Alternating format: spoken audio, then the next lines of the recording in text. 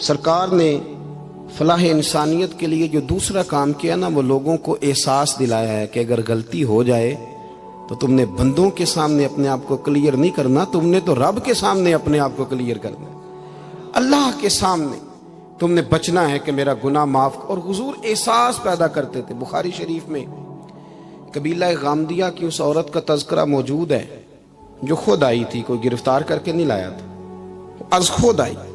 احساس پیدا ہو گیا نا گناہ کا۔ یہاں بہت ساری غلطیاں کر کے بھی لوگ جب اپنی بات کرتے ہیں تو کہتے ہیں کبھی یاد تو نہیں کسی کے ساتھ زیادتی کی ہو، یاد تو نہیں کبھی کسی کا، بھئی آپ نے اتنے بڑے ولی ہونے کا دعویٰ کر دیا۔ انسان تو انسان رہتا ہے۔ بڑے بڑے لوگ کہہ گئے کہ یا اللہ اگر انجانے میں بھی بھول گئے ہیں تو ہم سے درگزر فرما، لیکن جب ہم تیار ہی نہیں ماننے کو۔ حضرت انس بن مالک کہتے ہیں وہ خاتون آئی، کوئی پکڑ کے نہیں لایا، کسی 14 دنوں کے ریمانڈ پہ نہیں اسے منوایا گیا، اسے وہ خود بخود آئی اور کریم محبوب علیہ السلام کے سامنے جب وہ کھڑی ہوئی تو اتنے درد سے میں نے کم لوگ روتے دیکھے ہیں جس درد سے وہ روئی۔ عرض کرنے لگی حضور میں غلطی کر بیٹھی ہوں، مجھ سے زنا ہو گیا، مجھے پاک کر دے۔ تو محبوب کریم علیہ السلام نے فرمایا تو کیسے ثابت کرے گی تو نے گناہ کیا؟ یعنی مجرم کو ثابت کرنا پڑ رہا ہے کہ میں گناہ گار۔ یہ وہ کمال ہے کہ انسانوں کو احساس ہونے لگے کہ یہاں ہم غلط ہیں۔ جب اعتراف جرم ہوتا ہے، جب بیماری کی تشخیص ہوتی ہے تو پھر اس کا علاج بھی ہو جاتا ہے۔ حضرت انس بن مالک کہتے ہیں وہ عرض کرنے لگی حضور میرے پیٹ میں ناجائز بچہ ہے۔ حضور نے فرمایا جا جب بچہ پیدا ہو تو پھر آنا۔ وہ 8 ماہ کے بعد آئی تو اس کی گود میں پھول سا بچہ تھا۔ حضور نے فرمایا واپس جا، جب روٹی کھانے لگ جائے تو پھر آنا۔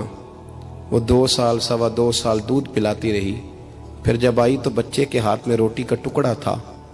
کریم محبوب صلی اللہ تعالی علیہ وسلم سے آ کے جب اس نے بات کی تو وہ درد سے روئی، کہنے لگی یا رسول اللہ 3 سال ہونے کو ہیں، میں نے گناہ کیا ہے، میں ساری رات سو نہیں پاتی۔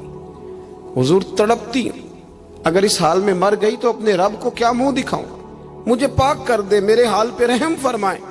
محبوب کریم صلی اللہ علیہ وسلم نے بچہ ایک صحابی کو دیا، فرمایا بچوں کی طرح پالنا، اور کہا اسے لے جاؤ، پتھر مار مار کے اسے سنسار کر دو۔ صحابہ کہتے ہیں اسے پتھر لگ رہے تھے اور حضور بے چینی کے ساتھ ٹہل رہے تھے۔ آ کے خبر دی حضور وہ تو وصال کر گئی، انتقال ہو گیا۔ فرمایا یہاں تک تو بات اس کی تھی۔ حضرت انس بن مالک کہتے اب محبوب کریم نے صحابیات سے فرمایا اسے غسل دو، کفن پہناؤ، جنازہ تیار ہو جائے تو مجھے خبر کرنا۔ حضرت انس بن مالک کہتے ہیں غسل ہوا، کفن ہوا، جنازہ تیار ہوا تو حیران ہم تب ہوئے جب میرے محبوب نے فرمایا صفیں بناؤ، میں خود جنازہ پڑھاؤں گا، میں خود جنازہ پڑھاؤں گا۔ اور سرکار نے جنازہ پڑھایا تو ایک شخص کی زبان سے نکلا حضور اس ملعون کا معاذ اللہ جنازہ جس نے ناجائز بچہ جنا، اس کے لیے آپ دعا کر رہے ہیں، جنازہ پڑھا۔ حضور فرمانے لگے خاموش ہو جاؤ، تم نے گناہ دیکھا ہے اس کا احساس نہیں دیکھا، تم نے غلطی دیکھی ہے لیکن اس کی توبہ کا انداز نہیں دیکھا۔ اور صاحب کنز العمال نے یہ لفظ نقل کیے ہیں کہ کریم محبوب فرمانے لگے اس نے تو ایسی شاندار توبہ کی ہے کہ اگر میں اپنی ساری امت میں بانٹ دوں تو اللہ سب کی مغفرت فرما دے گا۔ احساس جب پیدا ہو جاتا ہے نا اپنے دل کے اندر کہ یہاں میں غلط ہوں، ان العبد اذا اعترف ثم تاب تاب اللہ علیہ او کما قال نبی صلی اللہ علیہ وسلم، رواہ مشکات۔ حضور نے فرمایا جب کوئی بندہ کہتا ہے نا اللہ میں بھول گیا تھا اور پھر وہ توبہ کرتا ہے تو رب اس کی توبہ کو فوراً ہی قبول فرما لیتا ہے۔ پہلی بات یہ کہ عقائد کو مضبوط رکھیں، مضبوط عقائد۔ اور یہ جو آج کل ایک اور ماحول چل رہا ہے، کو تھوڑا ادھر کو تھوڑا ادھر، عقائد وہی درست ہیں جن کی تشریح شیخ عبدالحق محدث دہلوی نے فرمائی، عقائد وہی درست ہیں جن کی بابت حضرت مجدد الفسانی لکھ گئے، اور ان سب کو اگر کھلا کر کے بیان کیا تو امام احمد رضا فاضل بریلوی نے بیان کیا۔ انہی بزرگوں کی باتوں کو کھول کر ہمارے سامنے رکھا۔ مضبوط عقائد کی زندگی گزاریں۔ اور دوسری بات اگر کبھی کوئی غلطی ہو جائے پھر اس کا احساس پیدا کریں، پھر اس سے توبہ کریں۔ تیسری بات جو فلاح انسانیت کے لیے بڑی ضروری ہے وہ یہ ہے کہ تھوڑا احساس پیدا کریں دوسروں کا۔ میری زندگی میری ذات سے شروع ہوتی ہے، میری ذات سے۔ میرے سے ہنس کے بولو، میری بات مانو، میرے پیچھے چلو، میرے آرام میں خلل نہ آئے، میری طبیعت کے مطابق۔ بھئی آپ کی طبیعت کے مطابق چلیں تو پھر تو آپ بہت بڑے خود غرض ہوئے کہ آپ نے صرف اپنے لیے سوچا۔ محبوب کریم کا کمال یہ تھا کہ حضور نہ دوسروں کا بڑا احساس فرماتے تھے۔ آپ بخاری مسلم کی وہ حدیث پڑھیں تو حیران ہو جائیں کہ سرکار فرماتے ہیں میں جب نماز کی نیت باندھتا ہوں تو میرا دل کرتا ہے میں لمبی نماز پڑھاؤں۔ جب میرا کسی کام کرنے کو دل کرے تو پھر میں ساری دنیا کو چلنی پڑے تو میں کر جاتا ہوں، لیکن حضور فرمانے لگے کہ میرا دل کرتا ہے میں لمبی نماز پڑھاؤں، لیکن پھر میرا خیال آتا ہے کہ پیچھے بوڑھے بھی ہیں، بیمار بھی ہیں، بچے بھی ہیں۔ یا رسول اللہ، نماز اللہ کی اور خیال بندوں کا؟ فرمایا میں بوڑھوں، بیماروں اور بچوں کا خیال کرتے ہوئے اللہ کی نماز کو مختصر کر دیتا ہوں۔ احساس جب طبیعت ہمارے ہاں نا تیزی کے ساتھ احساس ختم ہوا ہے، تیزی کے ساتھ ہم نے اتنی نفی شروع کی۔ ہمارے تو اہل تصوف میں اللہ ماشاءاللہ اب تربیت کا طریقہ یہ ہے کہ صرف میں ہوں، میرے سوا کوئی بھی نہیں۔ حالانکہ طریقت تو اس کا نام تھا کہ میں نہیں باقی سارے ہی ہیں۔ وہ تو دوسرے کا اثبات کر کے اپنی نفی کرتے تھے، اور یہاں بار بار اپنا اثبات۔ احساس جب پیدا ہوتا ہے، احساس، پھر اس کے اندر توانائی آتی ہے، پھر انسان اپنے لیے نہیں دوسروں کے لیے جینے میں بھی خوشی محسوس کرتا ہے۔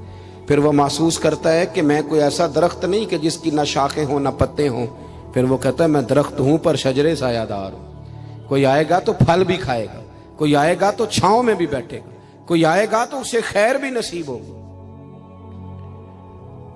طبقات ابن سعد میں ایک بڑی خوبصورت روایت ہے، حضرت عائشہ صدیقہ رضی اللہ تعالیٰ عنہ فرمانے لگیں کہ ایک دن نہ نبی کریم صلی اللہ علیہ وسلم گھر میں تشریف فرما تھے اور طبیعت مبارک بڑی اشاش بشاش تھی۔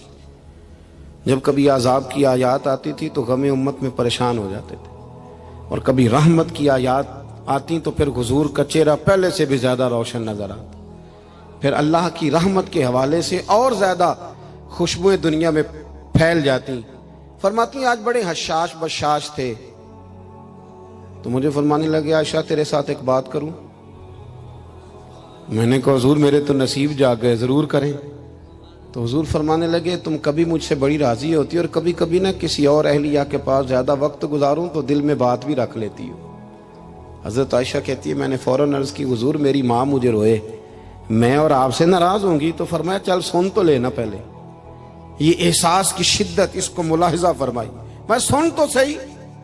یا رسول اللہ صلی اللہ علیہ وسلم حکم فرمائے تو محبوب کریم صلی اللہ علیہ وسلم فرمانے لگے عائشہ تم کبھی کبھی قسم اٹھاتی ہو، اور جب تمہارے دل میں میرے بارے میں کوئی بات ہونا تو پتہ کس طرح قسم اٹھاتی ہو؟ تم کہتی ہو مجھے حضرت ابراہیم علیہ السلام کے رب کی قسم ہو، اور جب مجھ سے راضی ہوتی ہو تو پھر کہتی ہو مجھے محمد عربی کے رب کی قسم ہو صلی اللہ علیہ وسلم۔ حضرت عائشہ صدیقہ کہتی ہیں سرکار نے بات کی تو میں آنکھوں سے رو رہی تھی اور لبوں سے ہنس رہی تھی، اور میں عرض کر رہی تھی یا رسول اللہ آپ اتنا زیادہ خیال فرماتے ہیں؟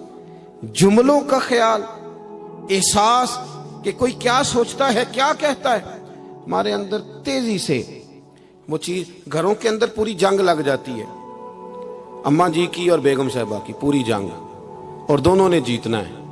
اس کے اندر اب پتہ نہیں بیچارہ ہارے گا کون، ان دونوں کو جیتنا ہے۔ مساجد میں جنگ لگ جاتی ہے۔